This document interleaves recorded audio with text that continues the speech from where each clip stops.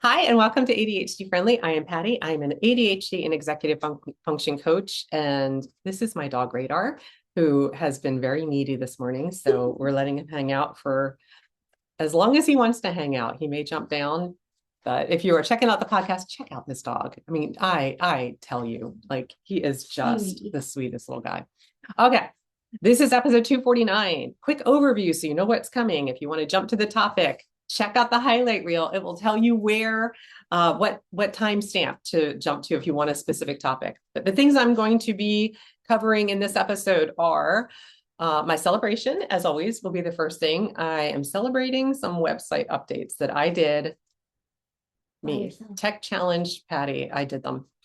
I'm also going to share an ADHD-friendly tip about what I was doing on the website. It's all tied together. And then our main topic. And our main topic is ADHD support isn't a one-size-fits-all thing. It's a very customized thing. So I'm going to talk about why it's not one-size-fits-all and give you some tips on how to customize different approaches so that they can work for your ADHD brain. And then, of course, I will finish up with my book of the week. I've been doing some real reading, so I am back with a nice little cushion of my reading since my vacation, where I came back and I was like, this is the last book I read. Oh my gosh, I've got to like finish some more books.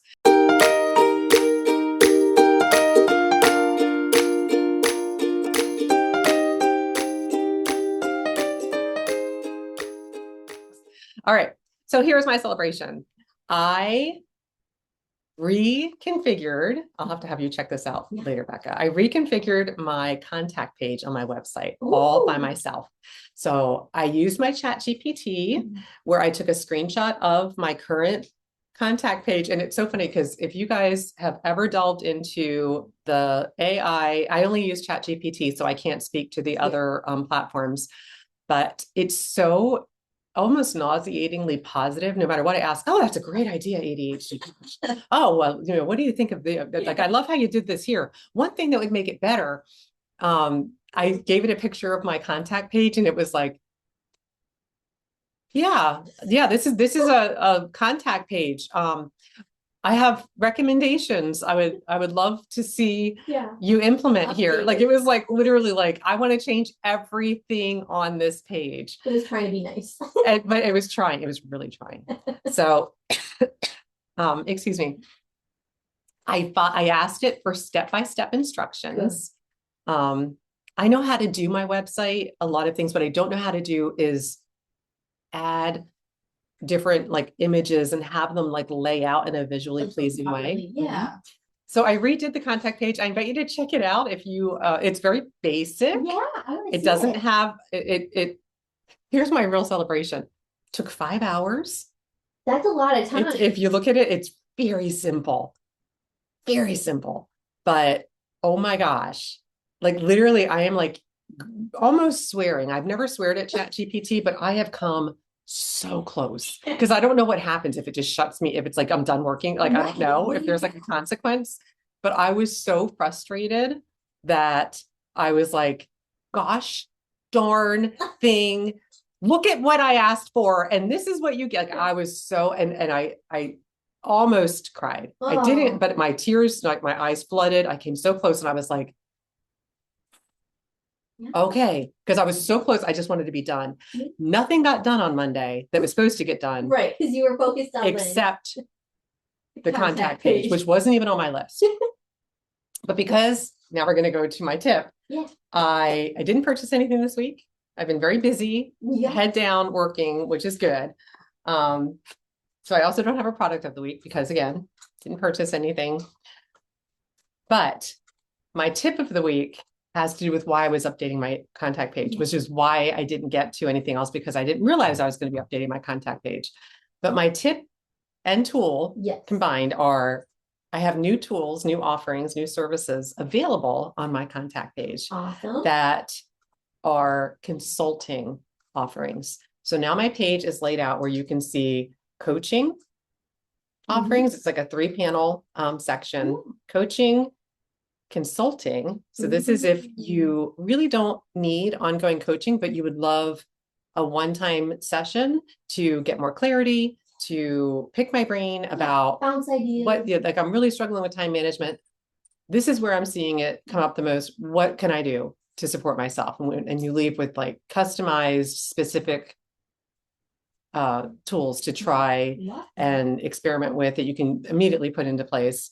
And also my ADHD-friendly membership offering. So 3 different ways to get support, all different ways to access it, levels of support, different price points. I try to make it very friendly and accessible. And so I wanted to highlight what the consultation services are in case you would like.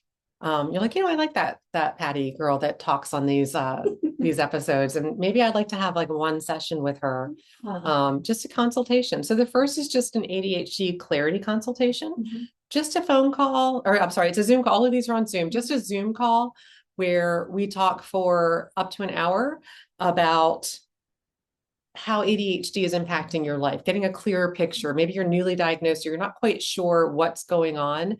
And, is this ADHD? Is this something that, is typical? I don't even know like what I don't know. And you're trying to get more clarity. So that is $297 for the hour. And it's ideal if you're looking for clarity, understanding, or direction on your next steps. The next level is an ADHD strategy session. So this is a deeper dive into one specific challenge. Okay. So this is an up to 90-minute Zoom call where we are doing a deeper dive into a specific challenge that you need support with. So it might be prioritization or transitions or starting a task.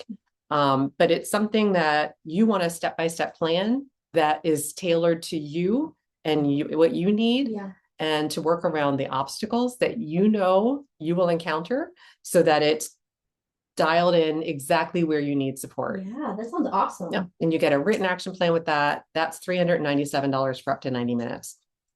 And the final is an ADHD family consultation. So this is perfect if you have a partner with ADHD, or you are in a relationship and you're the one with ADHD, or you both have ADHD, which happens a lot. Or maybe you're raising a child with ADHD, or you have an adult child with ADHD. The family dynamics can really create some difficulties when ADHD is in the mix. So this is, again, up to 90-minute Zoom session. And I have space for up to 2 participants. You can come on your own, or you can bring your partner or adult child, or, if your child's old enough to participate, this is fine too. Or both parents can come to support their child. So it's designed for spouses, partners, parents, or family members who want to better understand ADHD and learn how to support their loved ones with a little bit more ease and, a little more awareness of what ADHD is within the family unit. So helping you navigate it as a family. So that's $397 for that up to 90-minute call. So those are my 3 consultation services. If this sounds like something that would meet you where you are and help you move forward, I invite you to check those out. There is a link in the show notes that you can access my calendar, or you can read more about, learn a bit more about it on my website, ADHD-friendly.com first, if you'd like to do that. All right. And now for my main topic for this week. And that is that ADHD support isn't one size fits all, as demonstrated even by my different offerings. I try to really highlight that if we expect one thing to work, especially if it's the one thing that worked for somebody else in our life, or a neighbor or whatever, we're often really disappointed because what works for others often doesn't work for us. Part of it might work, but we need to customize it. So this came up when I was recently watching. I don't think I've told you this story. If I have, then just pretend like you haven't heard it. I may have told you because it really resonated with me, but this was a few weeks ago. I was watching an episode of Portrait Artist of the Year. Have you heard of this show? No. Oh, then I probably didn't tell you this story. Okay. So this is a lovely British show.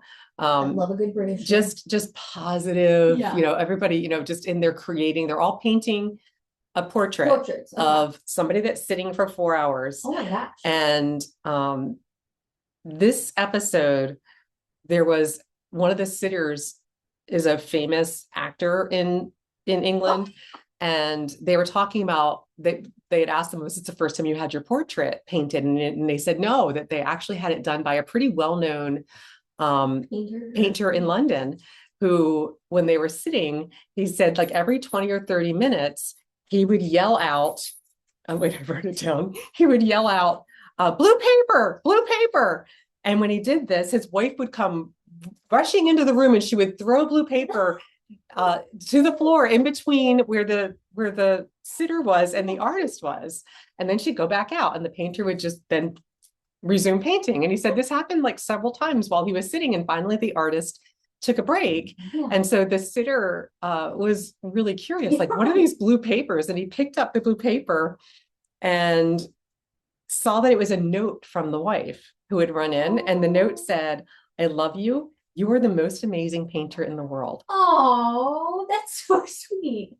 I got so choked up because to me, this was a perfect example of an ADHD-friendly system. Yeah. It's a customized system that he needed because he knew about every 20 or 30 minutes, he'd get overwhelmed. He'd get in his head. This isn't turning out the way I thought. The person's not going to like that self-talk, whatever. And so his wife knew what to do to support him. He knew what was on the paper. He didn't have to stop to go read it. He just needed that confirmation that she was there ready to throw it in. She was willing to do it. He was willing to ask for the help that he needed. The sitter had no idea what was going on. Yeah. So it was just this lovely system that supported him. And it's a great example of a custom support system. Okay. So when I work with clients on their systems, I always ask them, what support does your brain need? Like what actually would work for you here? Yeah. Because our default many times is to think, well, I should just do it. Right. Well, I know I just need to, right. I see everybody else get up and go to, they put my big girl pants on, like whatever. Oh. And it's like, yeah, we know what we need to be doing or what we quote unquote should be doing, but we really struggle with the doing. Mm-hmm. So if we're not asking ourselves, what would we need to support ourselves to do it? We're missing that key step that allows us to succeed. So that's why it's really about support that supports our success. Okay. So ADHD is impacting our executive function skills. It impacts a lot of things. I was reading another article that is a whole other episode. I'm going to be diving into all the other like coexisting things that are newly being connected to ADHD. Oh my God. It's a tangent. We're gonna stay right here. I got you. We are focused in. And so two completely different people with ADHD can struggle with the same task, but in very different ways. Okay. Mm-hmm. So this comes up a lot when I talk with parents. Compared to especially if the parent has ADHD and the kid is ADHD, they're like, well, I just had to figure it out. And I know when I do this, so I told them to, and I'm just like, okay, I hear you. And I love so much that works for you. And I know you're trying to help, but if that doesn't work for them, we have to figure out what will. Totally. So that they have their way. There might be a piece of what you're doing that works for them, or there may not, but we have to ask them, what do you know intuitively you need to be able to do this? So my example to highlight this is troubleshooting a tech issue. Because I always share, I get overwhelmed. Yeah. So if I'm troubleshooting a tech issue, I might get overwhelmed and shut down and just stop. Somebody else may not even start the tech at all. Like, it's like, I can't even, right? Like where I'm like, no, I can do this. And then I'm like, I think I can do this. Oh my gosh, I'm overwhelmed. Somebody else might be like, nope, not even going there.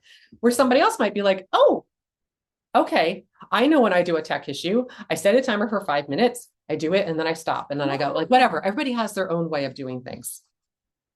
So same thing that we're doing, different approaches, different challenges, different areas of friction. So everybody needs their own individual support system.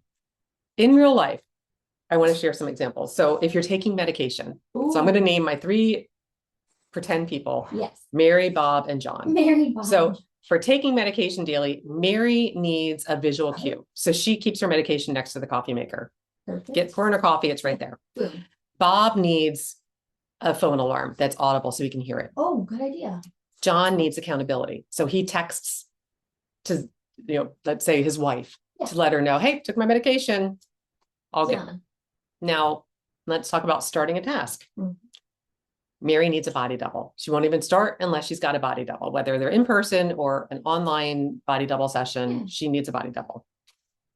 Bob needs that 0 entry point, that stupid small, there's no way I can't get in starting point. And John needs to put his phone in a completely different room because he knows He'll be the phone distracted. is the vacuum of all of his focus and attention. All three of those systems work for them in those different scenarios, but they wouldn't work for each of them the same way, right? They each need their own. So the result is they start the task, they take the medicine, but they approach it in very customized support systems that they've designed for themselves. So the key here is to find your Goldilocks approach. What's your just right support system? And I'm just gonna, this is a really simple one this week. 3 questions to explore. Don't need to ask yourself all 3, find one that's sparkly, but if the one doesn't work, try another. And so this is where we target. If you are having a hard time getting started or remembering to follow through on something, fill in the blank. My challenge is ask yourself, where am I getting stuck? Ooh. So if your challenge is making a phone call, where am I getting stuck? Is it not knowing what to say? Is it not knowing when I'm available? Is it not knowing who's going to answer, how long it's going to take? Ask yourself where you're getting stuck. The next question is, what is creating the resistance? So I might highlight like, well, I'm trying to switch internet providers. I've been trying for a couple of months. I'm getting stuck with, part of me is afraid I'm going to call and they're going to say, oh no, actually we don't have service in your area. Like, I don't want to know that they actually don't, because it's kind of been a monopoly where I live. And online it says, yes, our service is now available at your address. I don't really know if I believe it. But the bigger thing is, I don't know if they're going to have to come inside. I'd rather my husband be here. I have to confirm his schedule. Like, there's like a lot of scheduling kind of things that I feel like I need him here when I make the call to make sure I can confirm the appointment works for him. And then the last question. So if you are identifying where you're getting stuck, where the resistance is, but you still don't quite have it pinned down, or those questions didn't get to what you need, the last question that you might explore to get the right approach for you is, what support could make this easier? So in that instance, having my husband right by my side while I'm making the call, or just friggin' giving him the phone number and say, could you set this up? Oh my gosh, that's it. That's what I'm going to do. I'm so sparkly. Okay. I love talking. I'm such a verbal processor. I solve so many things just by saying them out loud. So just asking yourself, what would make this easier? It might be outsourcing it. It might be body doubling. It might be defining what the very first step is, because you're seeing it like, oh, organize the garage. That's a big task. Yeah, it might be like, just get a trash bag and walk around and collect anything that can be thrown away, any cups or rags or whatever that you, So thriving with ADHD is really about creating customized support systems. If you aren't customizing it, I guarantee you're putting more effort into it than you need to, or it's creating the barrier to you checking it off and moving on. All right, that's it. I know, right? Simple, easy peasy, to the point. This week's book, Strangers by Belle Burden. So I read this, could it not, literally, I'm into it like a couple of chapters and I'm like, where did I hear about this book? It's a memoir? It's a memoir, which I did not realize. So I thought it was Bella. Yes, Burden. and it's about her divorce. Oh, so that is a Debbie Downer, isn't it? In this, Burden, her last name, tells the story of her marriage, which she calls a love story for the ages that ends in an inconceivable divorce.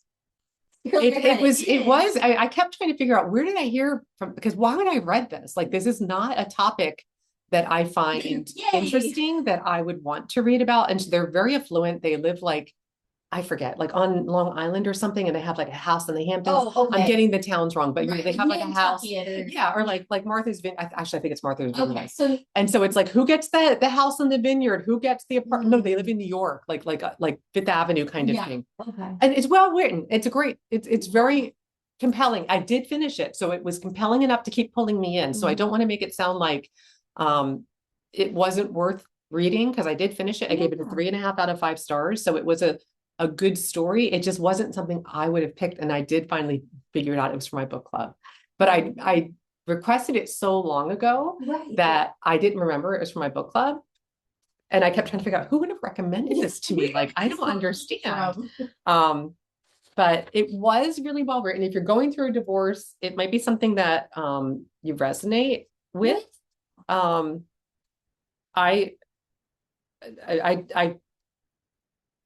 it wasn't something I'm not like, oh my gosh, you have to go read this. Right. But if the story, and I do think, I have to say the one thing that I do like, because the husband was kind of, she had to get permission. She wrote it as an essay for, and now I'm not going to remember. I don't remember. It's like for like the New York Times or like the New York Post, one of those runs like a column about relationships, like it's like relationships today or something.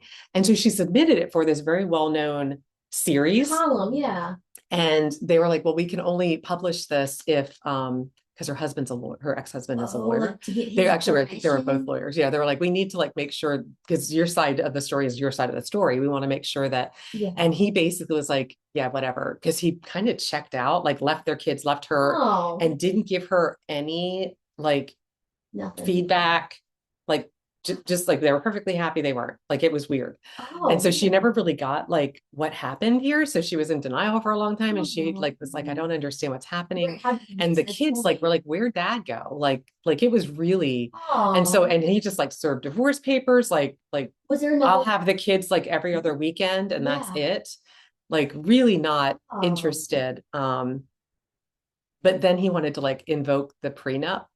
And so it was like, it just turned into this thing. Well, he basically said, I'm fine with you publishing this. Well, then she wrote it into a book. Well, now the book has been picked up and I think it's Anne Hathaway. If I have this wrong, I apologize. She's going to do. She plays, no, not Anne Hathaway. I'm wrong. It's Gwyneth Paltrow. Ooh. She optioned the rights. She looks just like the author. So she optioned the rights and she's going to play. She's the right age too, because this woman's in her 50s and Gwyneth, I think, is around that age.